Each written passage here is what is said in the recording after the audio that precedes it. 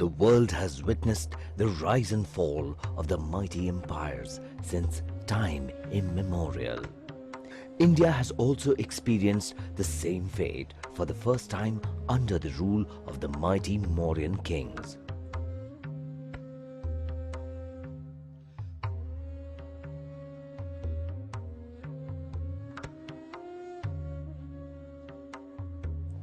India was brought under the rule of one dynasty for the first time in history. Their impressions on Indian soil are clearly visible. Rise of Mauryas was a sequel of Alexander's invasion on India. India escaped the threat of Alexander as Alexander's troops were petrified by the Indian troops of several Janpads and Magad. Chanakya had personal grudges against Nanda ruler of Magad. Dhananda, the Nanda ruler, once insulted Chanakya. In order to avenge that, Chanakya trained Chandragupta. Chandragupta raised an army and attacked Pataliputra. Citizens also supported him to end the corrupt rule of Dhananda. Establishment of the Maurya dynasty was incomplete due to the presence of Greece Kshatraps at its borders. On Chanakya's advice, Chandragupta waged war against them. Chandragupta defeated Seleucus Nicator in 305 BC and wrested Herat, Kandar, Kabul Valley and Baluchistan. Being defeated, Seleucus got his daughter married with Chandragupta. Seleucus sent Megasthenes as an ambassador. In India, he provides the first account of the empire and the city of Pataliputra. He described the empire as extended from the Stone Age, tribes of the Himalayas to the cities of plains. The land of the 118 nation and states, rich and fertile, with rivers so wide that the other side could not be seen. The capital city was located on the confluence of 4 rivers, measured 22 miles in circle. The city stretched 9 to 10 miles on the banks of the Ganges, protected by massive fortification walls having 570 watchtowers and 64 gates. Houses were made of mud and wood. King's palace was also made of wood.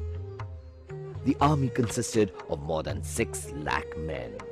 3,000 elephants made Mauryan army a formidable force in the subcontinent. Thus, Chandragupta Empire was the first precursor of the modern India.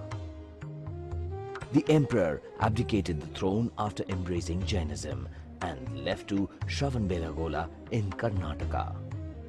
Bindusara followed the expansionist policy of his father.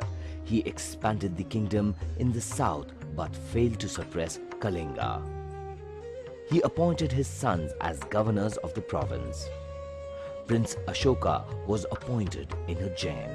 Susima, the elder brother, was the governor of Takshila. Rebellion broke out in Takshila. After his continuous efforts, Susima failed to suppress it. Bindusara immediately moved Ashoka to Takshila. The prince promptly moved.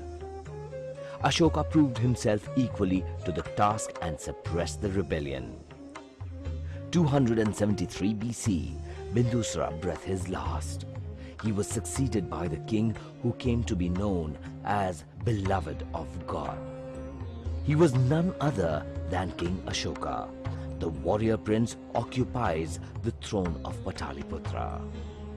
Kalinga, the lone region outside the control of Maurya rulers, posed politico-economic challenges to the Mauryan Empire. It blocked the sea link for Pataliputra. Ashoka, realizing the importance of Kalinga, invaded the land, which proved his last war. He marched with a large army consisting of chariots of archers, foot soldiers and war elephants mounted with archers on the four sides. Kalinga put up a heavy resistance but was not a match for the mighty power of the Mauryas. The war caused death of 100,000 people and 150,000 were captured. Ashoka was moved by seeing the destruction, damage and massacre that his desire had brought upon the innocent people. Ashoka asked for forgiveness from the Almighty for his actions of the past. Suddenly, sound of bells fell into the ears of Ashoka. He returned towards the source of the sound. Ashoka told his grief to a monk. Monk asked him to take refuge in Buddha. Buddham Sharanam Gacchami, Sangham Sharanam Gacchami, chants from behind. Monk touched his head, which put an end to Ashoka's anxiety. He closed his eyes in peace. This led to the realization of his deeds and Buddha leading him to the world of peace to end sorrows. Ashoka found himself alone and determined himself to embrace Buddhism and to take the gospel of peace to the different corners of the empire and world. Ashoka visited the places related to Buddha's life in his 10th regnal year. This marked the beginning of the Dhamma Yatras.